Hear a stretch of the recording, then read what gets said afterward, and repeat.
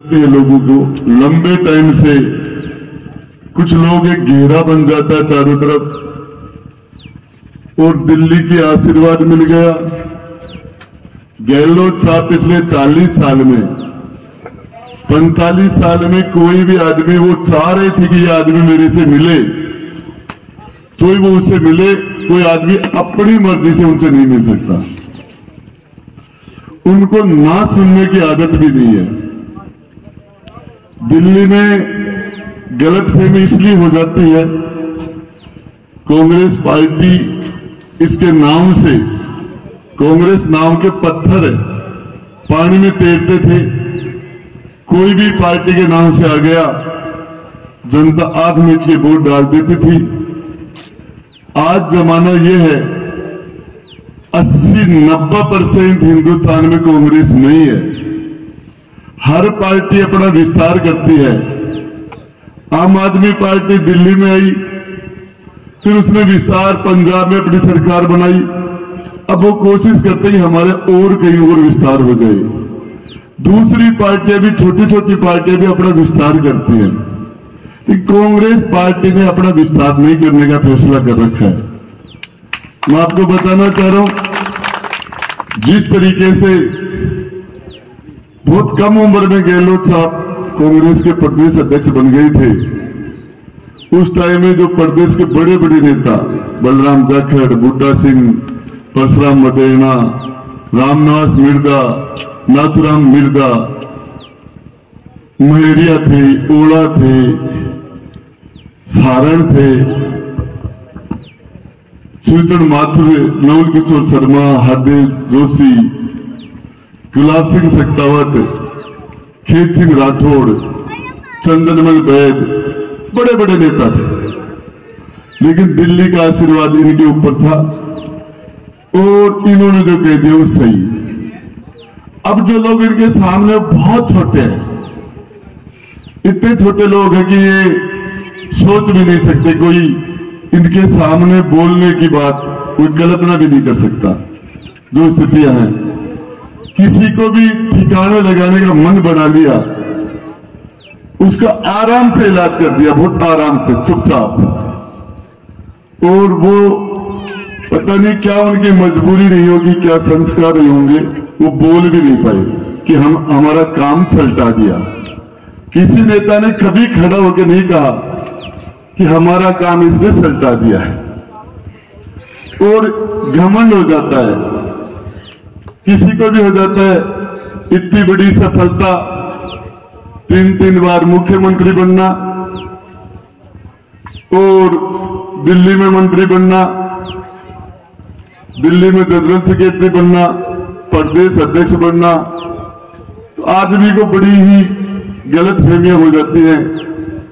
लेकिन सच्चाई यह है कि हर चीज का एक समय होता है।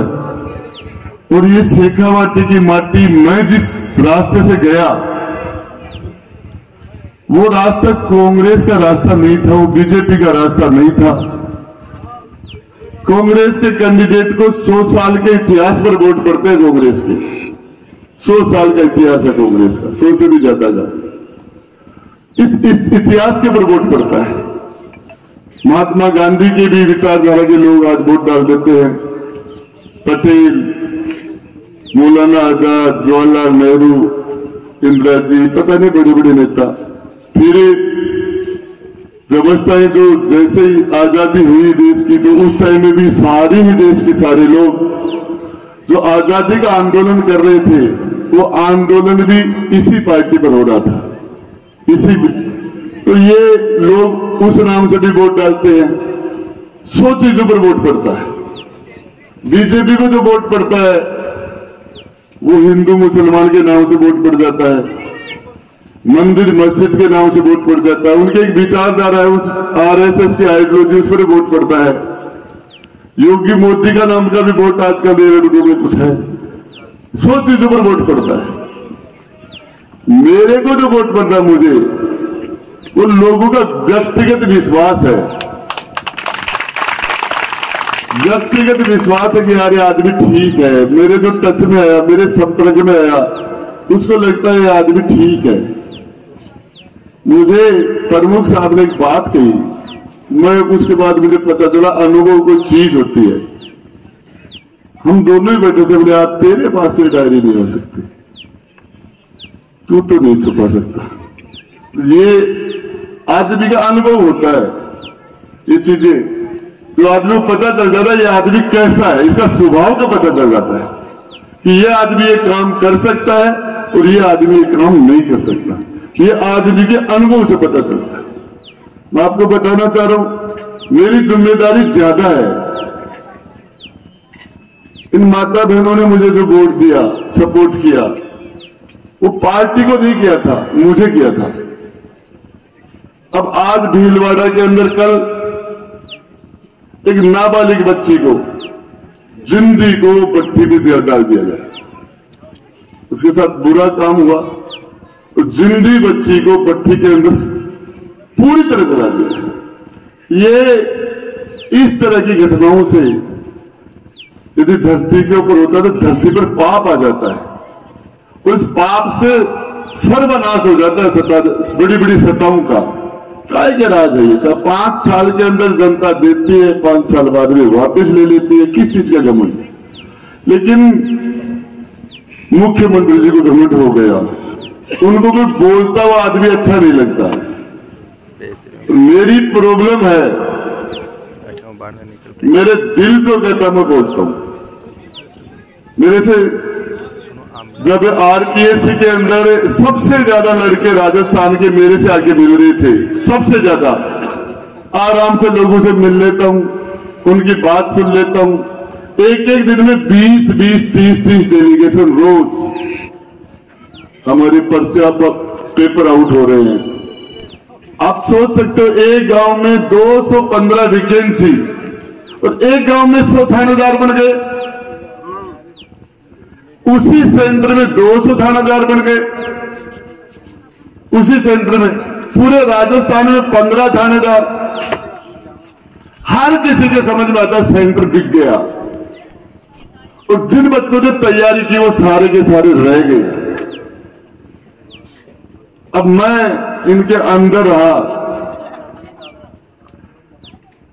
इंटरव्यू के अंदर मुख्यमंत्री जी के यहां से देवाराम जी लिस्ट भेजते हैं और वो लड़के इंटरव्यू में पास हो जाते हैं।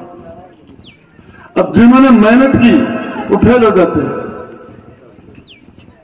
ऐसे लोगों को अब एक पचरंगी के अंदर एक बच्चे ने ट्रेन के सामने खड़ा होकर अपने बड़े भाई को फोन किया, ट्रेन के सामने खड़ा, तो ट्रेन सामने से आ रही है, मैं आत्महत्या कर रहा हूं, तुम मम्मी पापा का ध्यान रखना। मैं आर्थिक तंगी से परेशान हो गया। उसने कह रहे रुक जा, इतनी देर में वो रिकॉर्डिंग है, इतनी देर में ट्रेन की सिट्टी बजती है और बच्चा पकड़ जाता है। ब्राह्मण समाज का बच्चा था। आज नौजवान के अंदर निराशा आ गई कि आम किसान है, मध्यम वर्ग का है, मजदूर आदमी उम्मीद के साथ कि जो चीजें उसको, जो कपड़े वो खुद नहीं पहन पाए, अपने बेटे बेटी को पहनाता है। जो जैसे जूते वो कभी पहनने की सोच नहीं सकता था, दूसरों के पांव में देखे थे, वो अपने बच्चों को लाके पहनाता है। जो खाना खुद ने कभी खाया ही नहीं था, वो अपने बच्चों को खिलाता है कि ये बच्चे अच्छी सर्विस में चले जाएंगे, हमारा परिवार आर्थिक रूप से मजबूत हो जाएगा, कर्जा उतर जाएगा, हमारे अच्छे दिन आ जाएंगे, हमारा परिवार मजबूत हो जाएगा। इस उम्मीद से कॉलेज में भेज के कोचिंग कराता है बाद में, ग्रेजुएशन के बाद में, और वो बच्चा बार बार असफल हो जाता है। कारण ये नहीं कि बच्चे में काबिलियत नहीं है, बच्चे ने मेहनत नहीं की, ऊपर का सिस्टम खराब हो गया। यदि पेपर किसी के पास पहुंच जाएंगे तो तैयारी कितनी भी कर लो तो फेल होंगे। जब सेंटर बिक जाएंगे तो बच्चा की तैयारी क्या करेगी? कुछ भी कर ले, कुछ भी कर ले। जिसने 2 साल रात दिन मेहनत भी कर ली और एक रात पहले जिसके पास पेपर आ गया वो तो चेपेगा। फिर इंटरव्यू, ये व्यवस्था जो बन गई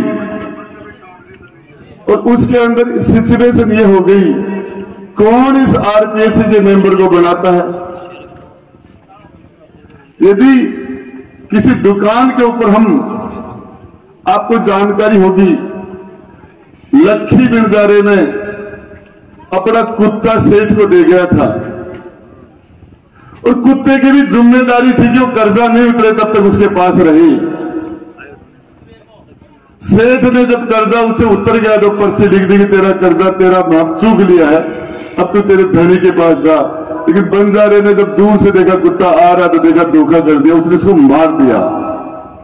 पर्ची पटी तो पता चला कि यार पछताया कि ये तो अपना कर्जा चुका के आ रहा है। तो जिसको आपने आरपीएससी का मेंबर बनाया, आरपीएससी का चेयरमैन बनाया, वो पेपर बेच रहे हैं, आपकी कोई जिम्मेदारी नहीं है। मेंबर कौन बनाता है? राजनीतिक मंत्री थोड़ी बनाते हैं, चुनाव थोड़ी होता है, कंपटीशन थोड़ी, उठा के रखते हैं।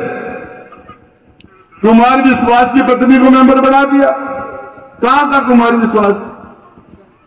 राजस्थान में उसकी पत्नी को मेंबर है। जिसको चाहे वो, अब वो तो हमने टोटल मेंबर सीएम ने बनाए और चेयरमैन भी सीएम ने बनाया। अब आरपीएससी का बेड़ा करेगा तो सीएम की जिम्मेदारी नहीं है। मुझे कहा तुम मत बोल, मैंने कहा रोज बच्चे कल किस मुंह से जाएंगे इनके पास, नौजवान के पास किस मुंह से जाएंगे? अब आपको ये कोई मेरा प्रोग्राम भी नहीं था। जब बेल के अंदर सत्ता पक्ष के विधायकों को नहीं जाना चाहिए, नहीं जाते। विपक्ष के विधायक कोई बहुत बड़ा प्रोटेस्ट हो तो विपक्ष के विधायक बेल में आ जाते हैं, सत्ताधारी पार्टी के विधायक बेल में नहीं जाते। मैं बैठा था और मणिपुर की बात को लेके ये कर रहे थे। अपने असलसर में बच्ची का 20 साल की गला ग्रेट की हत्या हो गई मेरे क्षेत्र में। बच्चियों को तंदूर में जिंदा डाला जा रहा है। मुझे मेरे से हार नहीं गया। मैंने कहा यार गिरेबान में झांको, मणिपुर 3500 किलोमीटर दूर है। अपने क्या हो रहा है पूरे हिंदुस्तान में? महिला क्राइम के अंदर, महिलाओं के प्रति दुर्व्यवहार में, दुष्कर्मों में, महिलाओं की हत्याओं में हिंदुस्तान में हम पहले नंबर पर आ गए। सारे पढ़े लिखे लोग हो आप, बुद्धिजीवी लोग हो आप। यूपी की जनसंख्या 25 करोड़ है, 25 करोड़। राजस्थान की जनसंख्या 7.5 करोड़ है। हम 25 करोड़ वाले उत्तर प्रदेश, बिहार, उनसे महिला क्राइम में आगे चले गए। तो ये माताएं पूछेंगे नहीं कल? पढ़े, झुंझुनू जिला पढ़ा लिखा जिला है। आपको बताऊं, ये कभी भी राजनीति के अंदर बच्चे समझदार है। हमारी बच्चे और भी समझदार हैं। महिला एजुकेशन में हमारा जिला 1 नंबर पर है। मैंने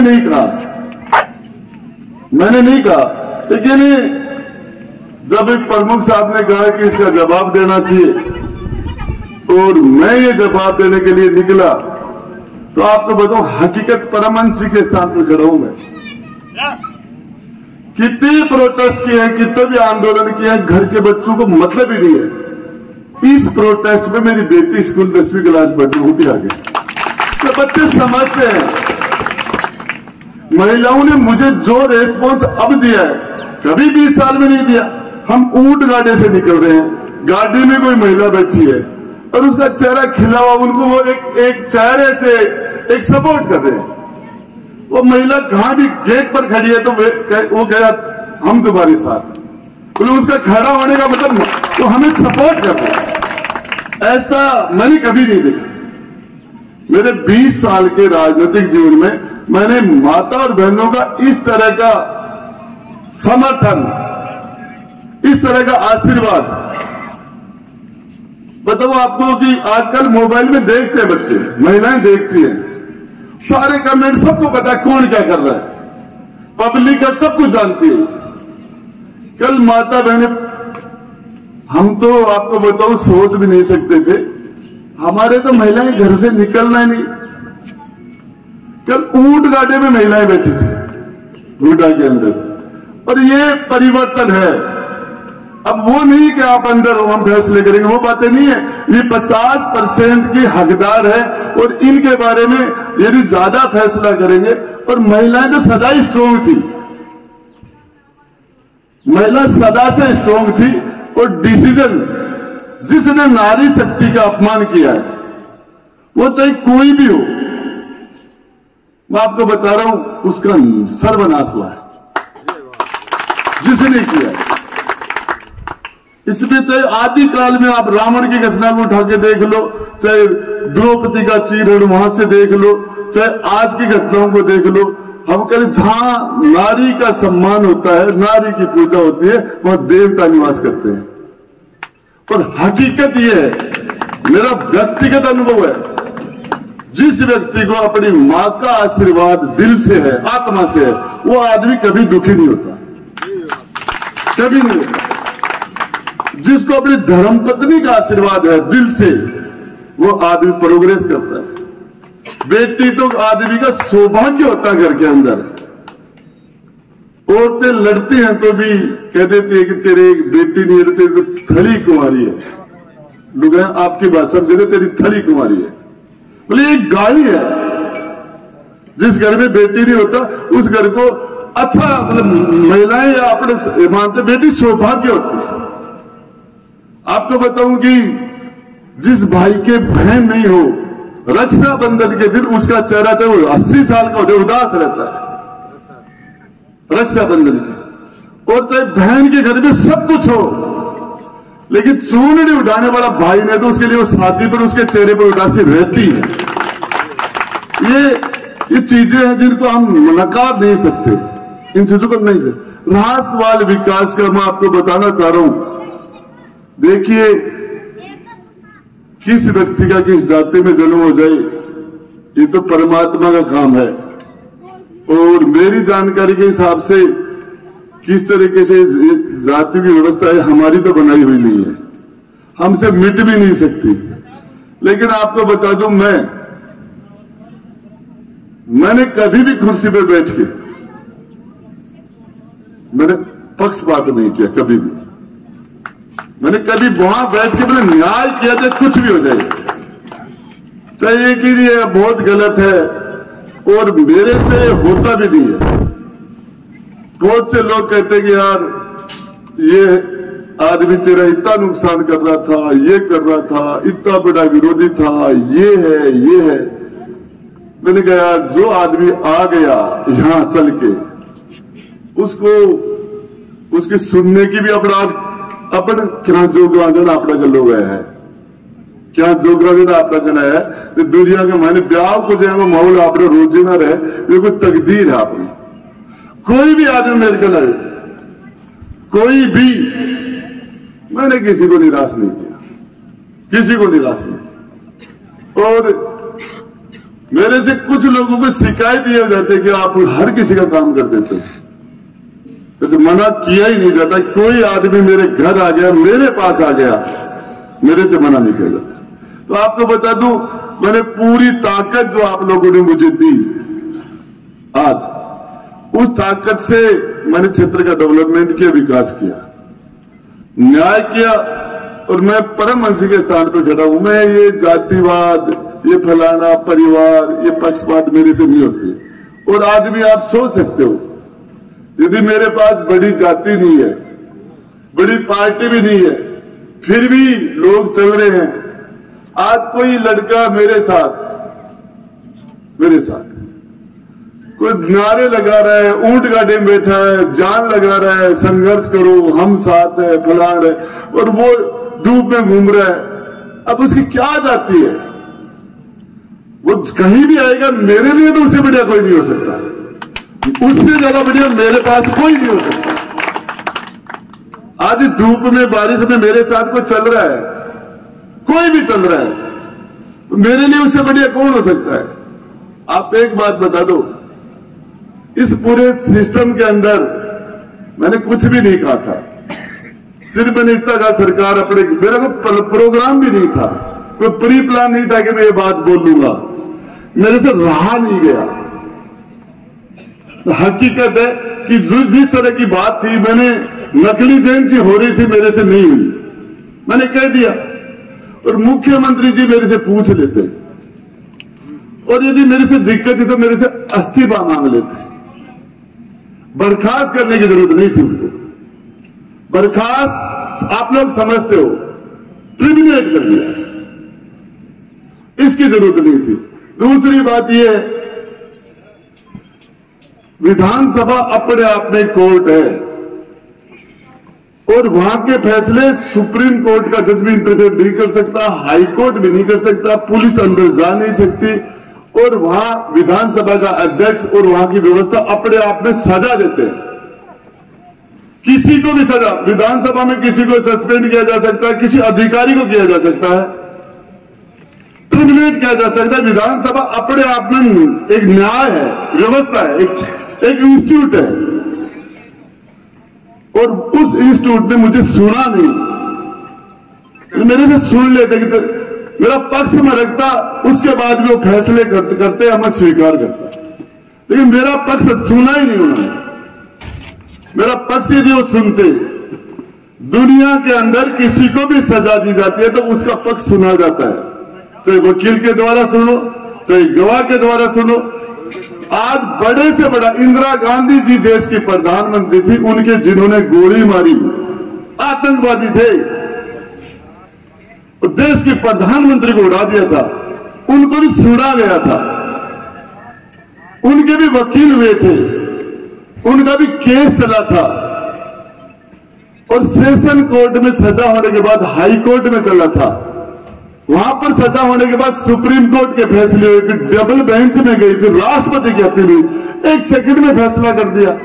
और मैं आपको बताना चाह रहा हूं, यदि राजेंद्र गुड्डा का व्यक्तिगत अपमान होता मेरा, तो मैं उसको बर्दाश्त कर लेता, लेकिन राजेंद्र गुड्डा उदयपुर वाटी की 36 कौम का विधानसभा में चेहरा है, और यह अपमान उदयपुर वाटी की जनता का हुआ। ये बर्दाश्त करने वाली बात नहीं थी, और इसलिए आप लोगों का मुझे आशीर्वाद मिला था। मैं बीजेपी और कांग्रेस की मेहरबानी से, गहलोत और वसुंधरा की मेहरबानी से विधानसभा में नहीं गया था, आप लोगों के आशीर्वाद से, वोट से, सपोर्ट से मैं विधानसभा में गया था। आपके आशीर्वाद से मुझे आपने भेजा था, आपने।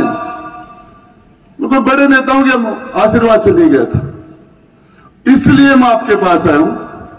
उन्होंने मुझे कहा तू माफी मांग ले, उन्होंने कहा।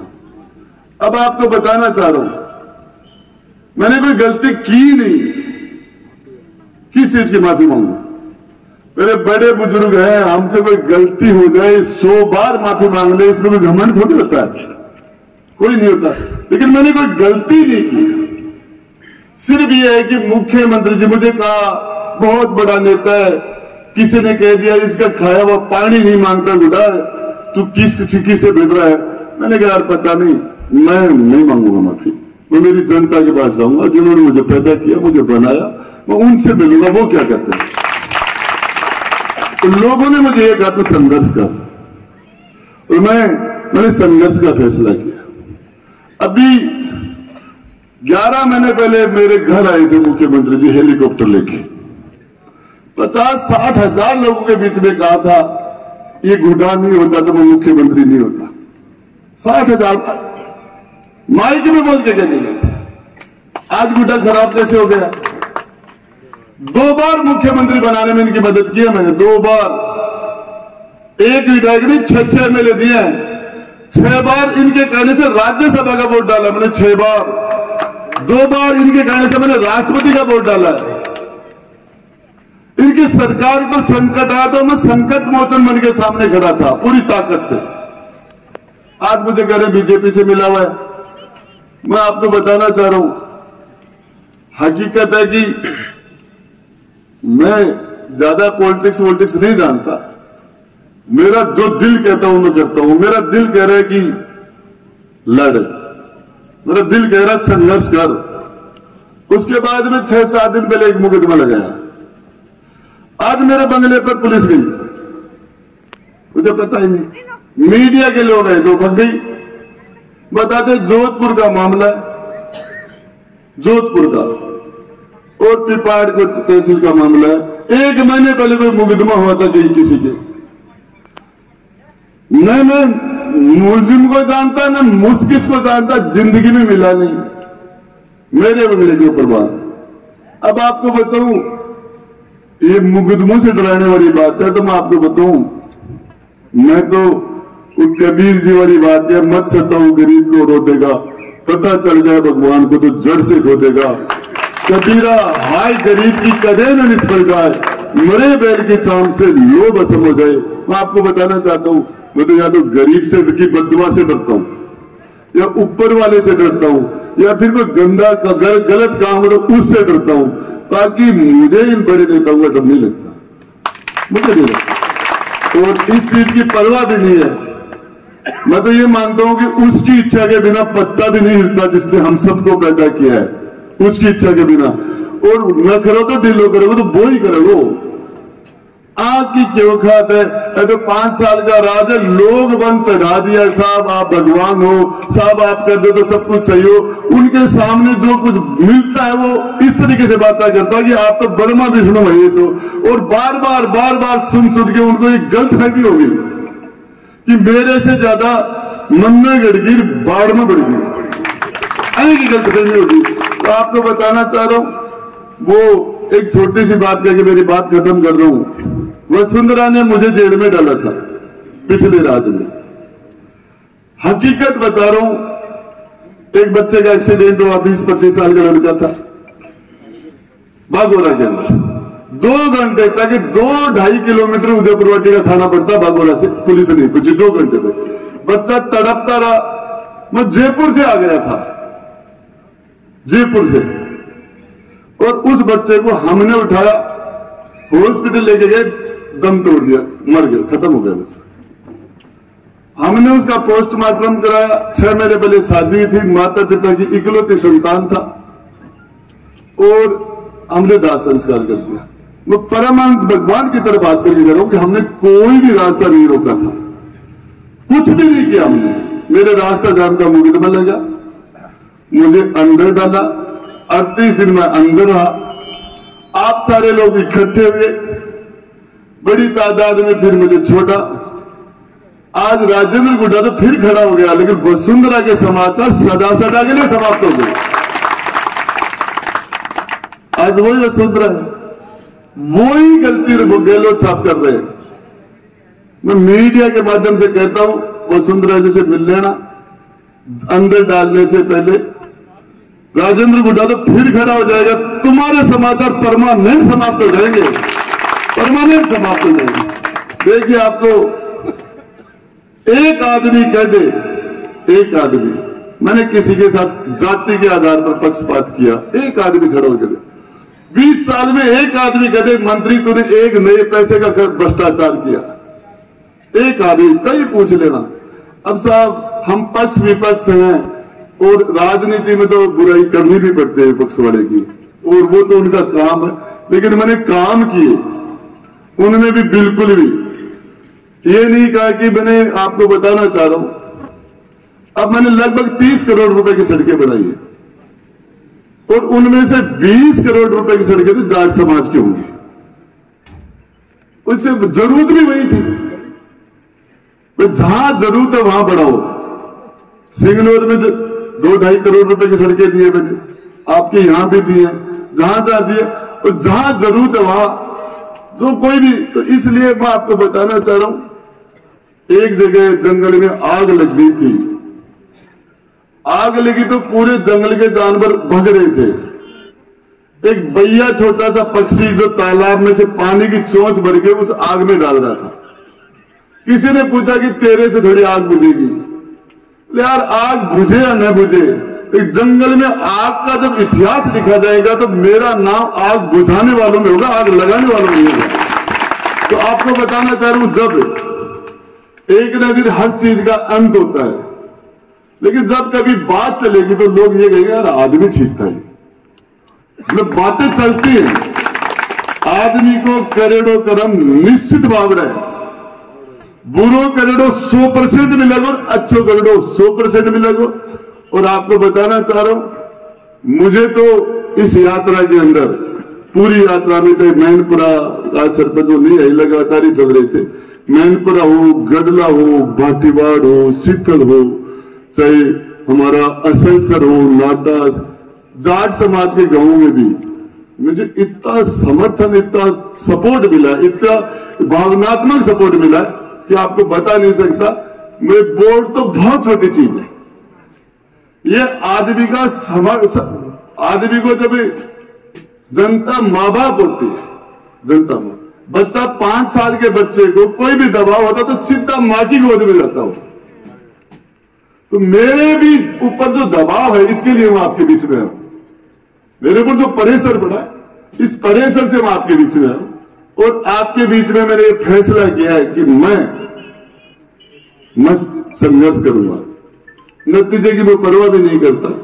और इसमें मैं जहां तक है, मेरा अंदर की मेरी अंतरात्मा कहती है, मैं मुख्यमंत्री जी को बेनकाब कर दूंगा। मेरी इनसे कोई लड़ाई भी नहीं है, लेकिन इन्होंने जिस तरीके से विधानसभा से मैं मेरी बात रखना चाह रहा था, अब मेरे से डायरी छीन ली। विधानसभा अध्यक्ष को उनके खिलाफ कार्रवाई करनी चाहिए थी जिन्होंने मेरे से डायरी छीन ली। मैं उसको टेबल करना चाह रहा था, वो सारी चीजें राजस्थान की पूरी 7.5 करोड़ जनता के सामने रिकॉर्ड में आ जाती, और मुझे सस्पेंड किया। मेरा एक हाथ तो डायरी से रुका हुआ था, दूसरा मेरे पास हाथ एक ही था।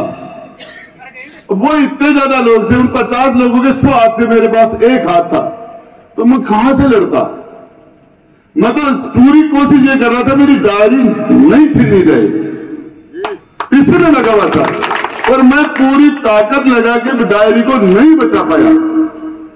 मेरा सपोर्ट वहां जज जो बैठा था उसको करना चाहिए था, उसने मुझे निकाल दिया। और निकाला भी कब, जब मेरा आखिरी सत्र था और उसका आखिरी सेकंड लास्ट दिन था। विधानसभा में सारे विधायकों की फोटो होती है एक याददाश्त के रूप में, सारे एमएलए एक साथ के, हम इस 15वीं विधानसभा में ये लोग हम थे। उसमें 198 लोग मौजूद थे। कटारिया जो गवर्नर आसाम का बन गया वो नहीं आ सकता, तो उसका कारण है, लेकिन मैं वहां नहीं था, मैं उसके अंदर नहीं था। तो ये अपमान राजेंद्र गुड्डा का नहीं, मैं ये मानता हूं 36 कौम का हुआ ये उदयपुर। और इसके लिए आप लोगों ने इतनी बड़ी तादाद में आके और मुझे भावनात्मक जो ताकत दी है, ये एहसान जिंदगी भर याद रहेगा। धन्यवाद। जय हिंद, जय भारत।